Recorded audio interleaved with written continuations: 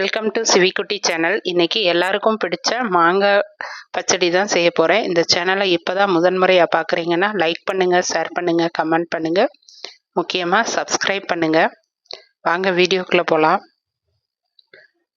நான் ஒரு வானலியில் ஒரு 3 ஸ்பூன் ஆயில் எடுத்துக்கிறேன். நான் வந்து ரைஸ் பிரான் ஆயில் தான் யூஸ் பண்ணுறேன். இது 0% கொலஸ்ட்ரால்னு சொல்கிறாங்க, அதனால் இதான் யூஸ் பண்ணிகிட்ருக்கேன். 1/2 ஸ்பூன் கடுகு, 1/4 ஸ்பூன் சீரகம் சேர்த்துக்கிறேன். இப்போ வந்து 2 பச்சை மிளகாய், ஒரு வரமிளகாய் சேர்த்துக்கிறேன்.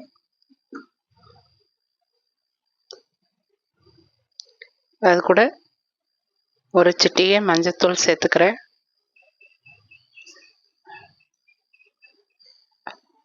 அதே மாதிரி கொஞ்சமாக பெருங்காயத்தூள் சேர்த்துக்கிறேன்.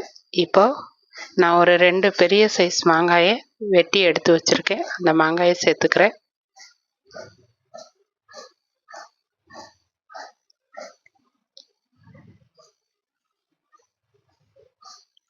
நான் பொடியாக நறுக்கியிருக்கேன். நீங்கள் உங்களுக்கு எப்படி பிடிச்ச சைஸில் கட் பண்ணிக்கோங்க. இப்போ இந்த எண்ணெயிலேயே இந்த மாங்காய் நல்லா வதங்கிடணும். இப்போ இது கூட 1 ஸ்பூன் தனி மிளகாத்தூள் சேர்த்துக்கிறேன். தேவையான அளவு உப்பு சேர்த்துக்கிறேன்.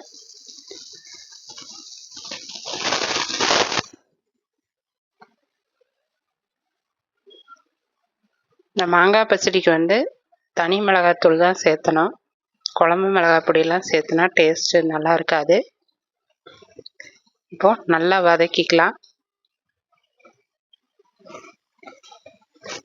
இப்போ இந்த எண்ணெயிலே பாதி அளவு வெந்துடும்.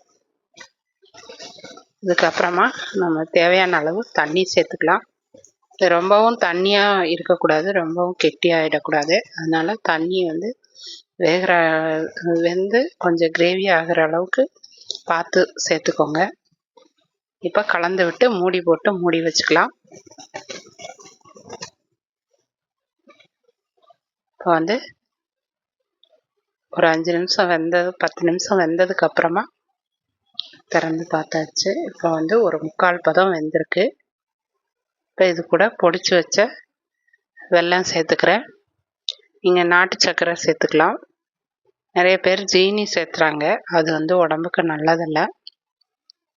நாட்டு சர்க்கரையை சேர்த்து அல்லது வெல்லம் சேர்த்துக்கணும். இப்போ வெல்லம் சேர்த்து ஒரு 2 நிமிஷம் வேக விட்டுருவோம். இப்போது மாங்காய் நல்லா வெந்து வந்துருச்சு. அடுப்பை ஆஃப் பண்ணிக்கலாம். அவ்வளோதான் ஃப்ரெண்ட்ஸ், ஈஸியாக டக்குன்னு ஒரு 10 நிமிஷத்தில் செஞ்சிடலாம் இந்த மாங்காய் பச்சடி. ஆனால் டேஸ்ட்டு ரொம்ப சூப்பராக இருக்கும். இதுவே புளிப்பு கம்மியான மாங்காயாக இருந்தால் கொஞ்சம் புளி கூட சேர்த்துக்கோங்க. இப்போது அருமையான மாங்காய் பச்சடி ரெடி ஆயிடுச்சு.